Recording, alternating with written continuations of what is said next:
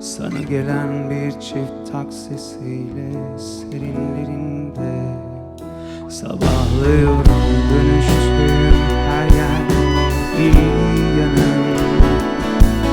Kalabalığın gürültüsüyle yalnızlığımdan utanıyorum.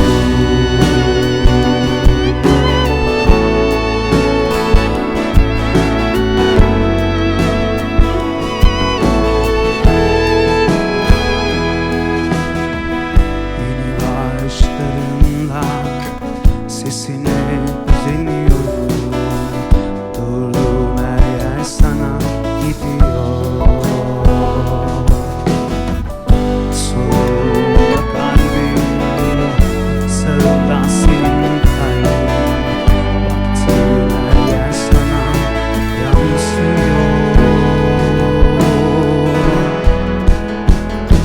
Şimdi yalnızlıktan sonra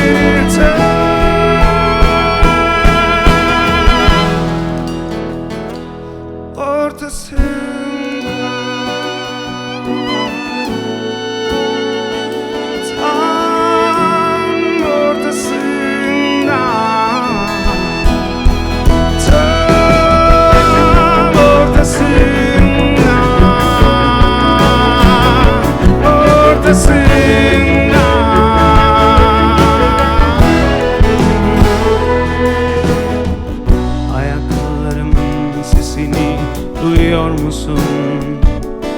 Sana gelen bir çift taksisiyle serinlerinde sabahlıyorum, dönüştüğüm her yer bir yanım. Kalabalığın gürültüsüyle yalnızlığımdan utanıyorum. Şimdi yalnızlıktan sonra kaybolanları hatırla. Kendi anlatan hayallerin tam yanında. Şimdi hissettiğim yer derinlerde bir yerde. Ben artık yanı başımda, rüyaların tam ortasında. Şimdi yalnızlıktan sonra kaybolanları hatırla. Kendi anlatan hayallerin tam yanında. Şimdi hissettiğin yer derinlerde bir yerde. Ben artık yanı başımda, rüyaların tam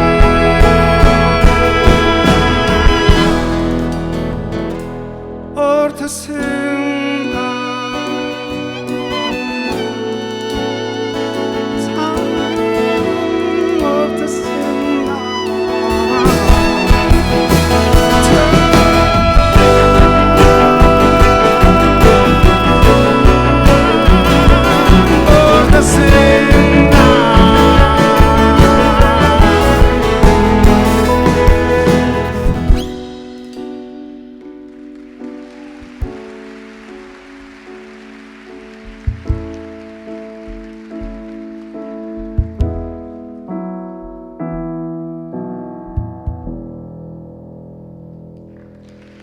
Çok mersi, çok teşekkürler.